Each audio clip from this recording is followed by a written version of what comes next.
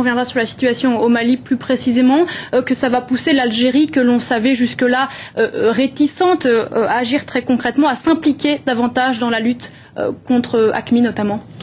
Écoutez, il faut quand même modérer ces analyses-là. L'Algérie a toujours affirmé sa volonté de lutter contre le terrorisme. L'Algérie l'a d'ailleurs fait il y a quelques années. N'oublions pas les épisodes terribles que ce pays a subis concernant ce genre de problème. Et l'Algérie a toujours affirmé qu'elle serait de notre côté dans le cas où nous engagerions donc la lutte contre le terrorisme. Ça a toujours été clair. Cette journée de mercredi, pour revenir sur la situation au Mali, marque le 6e jour de l'opération française. Quel bilan, pour l'instant, faites-vous de cette opération qui, donc, je le disais, est entrée dans une nouvelle phase aujourd'hui, une phase plus terrestre? Trop tôt pour faire un bilan. Nous sommes dans une opération militaire qui comportera certainement plusieurs phases. Nous avons demandé l'assistance urgente donc de la France pour contrecarrer l'offensive que les narco-djihadistes avaient lancée contre les lignes de défense du Mali. Et donc il faut se garder de tirer des bilans ou de tirer des conclusions. À mon avis, c'est pas le moment. Alors, pour autant, le ministre de la Défense français, Jean-Yves Le Drian, disait hier que les forces maliennes étaient très affectées par ces combats, qui étaient très durs, très violents. Est-ce que vous diriez que l'armée malienne a du fil à retordre dans ces zones de combat? Et comment se passe la répartition sur le terrain très concrètement entre l'armée française et les forces maliennes? Il y a une parfaite coordination entre les deux armées, comme il y a une parfaite coordination entre les deux États. Mais ce n'est pas un tête-à-tête Mali-France. Nous sommes en train d'organiser la MISMA, qui est la mission internationale de soutien au Mali, sous conduite africaine, pour venir compléter le dispositif international que l'ONU a voulu mettre en route. On va y revenir dans un instant, mais pour l'instant, les forces françaises sont seules avec les forces maliennes sur le terrain. Mais bien sûr, nous n'avions pas le choix. Nous étions dans un processus politique en même temps que nous préparions le dispositif militaire. Les groupes armés avec qui nous étions en discussion ont décidé de rompre les discussions et se sont lancés dans cette aventure. Il fallait donc prendre des décisions urgentes et nous avons appelé le gouvernement français à agir à nos côtés dans l'urgence en attendant la mise en route de ce que nous étions en train de préparer au niveau de la CEDEAO et avec d'autres pays sur le plan bilatéral. Et quand Jean-Yves Le Drian dit que les forces maliennes, l'armée malienne est en difficulté face aux islamistes que l'on sait bien préparés, très bien armés, que lui répondez-vous? Mais je lui réponds qu'il a raison, et c'est pas Jean-Yves Le Drian qui l'a dit, c'est d'ailleurs les Nations Unies qui ont dit que, considérant que l'armée malienne seule ne peut pas faire face au péril terroriste qui se prépare, il convenait d'organiser une force internationale pour aider le Mali. Parce que le terrorisme, vous savez, c'est un phénomène transnational qui s'est importé au Mali.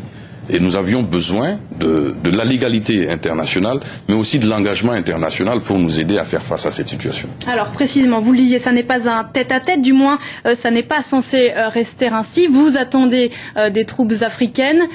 Quel agenda, dans combien de temps est-ce que ces troupes africaines vont arriver concrètement au Mali? Elles vont commencer à arriver très vite. Les différents pays de la CEDEAO ont annoncé leur contribution. Il y a le Tchad qui s'engage, il y a la Mauritanie qui très certainement aussi va s'engager. Je crois que c'est déjà fait. Mais encore une fois, ce qu'il faut comprendre, c'est que l'agenda a été précipité. Et donc aujourd'hui, le dispositif africain est en train de se mettre en place et je crois sera sur le théâtre des opérations dans les tout prochains jours. Alors vous croyez au soutien sans faille de vos alliés africains, quid des pays européens, jusque-là une aide logistique, notamment de la part de la Grande-Bretagne. Est-ce que vous attendez plus de la part des Européens? Il y a déjà plus qui est prévu. Il y a une mission européenne d'entraînement pour l'armée malienne qui est prévue, dont le chef a déjà été nommé. Il s'agit du général Lecointre, qui est un général français.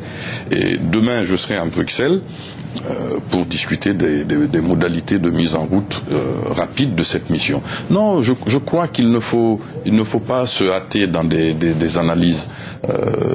Il y a un dispositif international véritablement solide qui est en train de se mettre en place. Et quand quand les autorités françaises disent que cette guerre est susceptible de durer longtemps, est-ce que vous êtes d'accord avec cette analyse? Est-ce que votre souhait est que les choses se fassent rapidement ou dans le temps pour que les islamistes soient définitivement repoussés? C'est le souhait de tous ceux qui sont engagés, que cela se passe vite. Mais il faut le faire bien pour que nous n'ayons plus à faire face à ces menaces. Il faut détruire les terroristes, il faut détruire le terrorisme et le combattre partout dans le monde.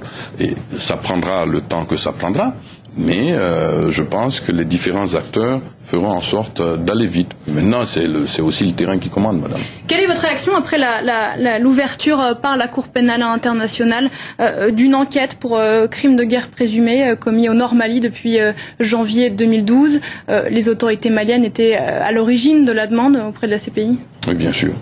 Il y a eu des massacres terribles, notamment à Aguelhok, où des jeunes soldats maliens désarmés ont été massacrés littéralement, selon un rituel qui nous permet d'identifier AQMI, la main d'AQMI. Et c'était au moment où le MNLA avait lancé ses attaques le 17 janvier 2012 contre Ménaka, et ce qui s'en est suivi était totalement horrible.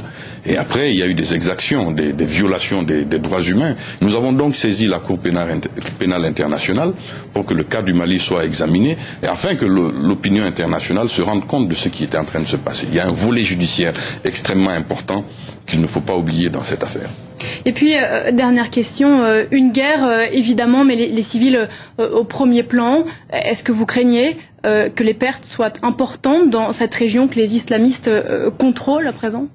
Ces opérations militaires visent justement à sauver les civils. Vous savez, les réfugiés sont devenus réfugiés seulement quand l'armée a reflué, quand l'armée s'est retirée au niveau de la ligne de Sévaré dont tout le monde parle. C'est quand il n'y avait plus l'administration et l'armée que les populations du Nord ont estimé qu'elles étaient en danger et qu'elles se sont réfugiées dans des pays à côté. Donc cette opération militaire vise précisément à sauver les civils d'un péril certain. Merci beaucoup, Monsieur le ministre Thiéman Hubert Coulibaly, ministre malien des Affaires étrangères. Merci beaucoup d'être venu sur notre plateau. Merci beaucoup. Ce qui retient